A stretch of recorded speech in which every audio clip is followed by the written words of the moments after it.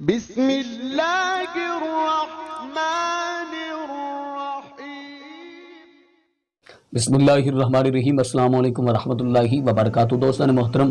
نبی کریم صلی اللہ علیہ وسلم کی فرانس نے بے حرمتی کی اور مطالبہ یہ کیا گیا کہ فرانس کا سفیر جو ہے وہ پاکستان سے نکال دیا جائے، لیکن اس کو نہیں نکالا گیا۔ اس سلسلے میں تحریک لبیک یا رسول اللہ صلی اللہ علیہ وسلم اور عاشقان مصطفیٰ صلی اللہ علیہ وسلم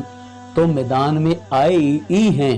میدان میں حاضر ہیں، لیکن ان کے ساتھ ساتھ ہماری اسلامی بہنیں خواتین بھی اب میدان میں آ چکی ہیں۔ انہوں نے بھی تاجدار ختم نبوت صلی اللہ علیہ وسلم کی صدا بلند کر دی ہے، انہوں نے بھی لبیک یا رسول اللہ صلی اللہ علیہ وسلم کی آواز بلند کر دی ہے، اور انہوں نے بھی حکومت سے مطالبہ کر دیا ہے کہ پاکستان سے فرانس کا سفیر جو ہے وہ نکال دیا جائے۔ پہلے تو یہ تھا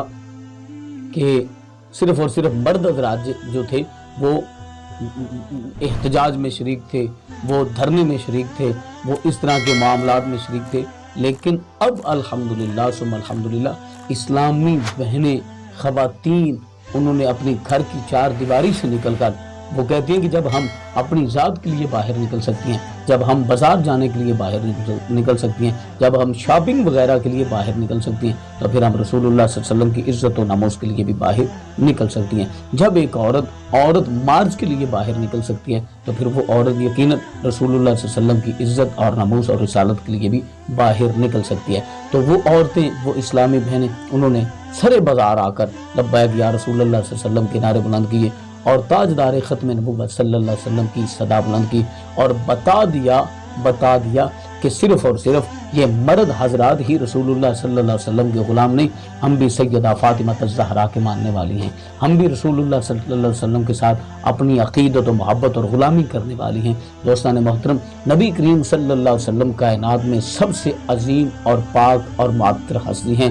جن کے صدقے اللہ رب العزت نے کل کائنات کی تخلیق فرمائی۔ اب ہماری صورتحال یہ ہو چکی ہے ایز اے مسلمان، اب ہماری پوزیشن اور کنڈیشن یہ ہو چکی ہے کہ ایک طرف رسول اللہ صلی اللہ علیہ وسلم کی آئے روز گستاخیاں ہو رہی ہیں، دوسری جانب ہم جناب ان کے سفیروں کو، ان کے وزیروں کو خود اپنے ہی وطن عزیز میں اسلامی جمہوریہ پاکستان میں